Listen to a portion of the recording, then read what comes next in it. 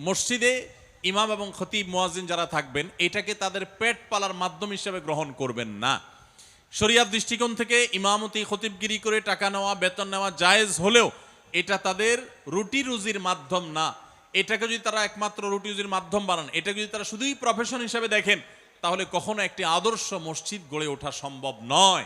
তাদের এটা হবে সেবা, এটা হবে তাদের দায়িত্ব পালন, এটা হবে আল্লাহর ভয় থেকে একজন ইমাম একজন খতিব তার মুসল্লিদের তার মুক্তাদিদের কারোর দুর্বলতা কোনো ত্রুটির কথা মনে করে আল্লাহর কাছে ভোর রাতে তাহাজ্জুদের সময় দোয়া করবেন, সেজদায় দোয়া করবেন, নামাজের পর দোয়া করবেন, বিভিন্ন সময় দোয়া করবেন তাদের জন্য। এটা হবে একজন আদর্শ ইমাম একজন খতিবের দায়িত্ব।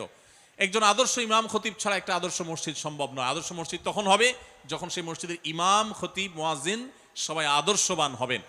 ইমাম খতিবদের উচিত মসজিদগুলোতে নানাবিধ আয়োজন করা, বিভিন্ন প্রোগ্রাম করা, প্রোগ্রামের মাধ্যমে এলাকাবাসীকে নানাবিধভাবে উপকার পৌঁছানো। আমাদের প্রিয় নবী সাল্লাল্লাহু আলাইহি ওয়াসাল্লাম মসজিদ আপনারা জানেন শুধু নামাজ পড়ার ঘর ছিল না। সারা বাংলাদেশে মসজিদগুলো এখন বেশিরভাগ মসজিদগুলো হলো নামাজের ঘর। শুধুমাত্র সেখানে নামাজটা হয়, নামাজের পরে আবার তালা মেরে দেওয়া হয়, বাস শেষ।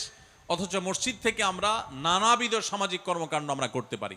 বিশেষ করে আমাদের সমাজে পারিবারিক ব্যবস্থা ভঙ্গুর হয়ে গেছে, দাম্পত্য জীবন ভয়ঙ্কর একটা অবস্থা পার করছে। আমরা জানি স্বামী স্ত্রীর মধ্যে মনোমালিন্য চরম আকারে, ঘরে ঘরে সংসার ভেঙে খান খান হয়ে যাচ্ছে। এরকম কঠিন পরিস্থিতিতে মসজিদের ইমাম সাহেবরা যদি প্রশিক্ষণ নিয়ে তারা যদি কাউন্সিলর হওয়ার দায়িত্ব নেন, কাউন্সিলর বলতে মানুষকে কাউন্সেলিং করা এবং ফ্যামিলি কাউন্সেলিংটা যদি তারা সঠিকভাবে করতে পারেন, তাহলে ইনশাআল্লাহ আমাদের সমাজের এই ভয়াবহতা কিছুটা হলেও রোধ করা সম্ভব। আল্লাহ তাআলা আমাদের সমস্ত মসজিদগুলোকে সেরকম মসজিদ হিসেবে কবুল এবং মঞ্জুর করবেন।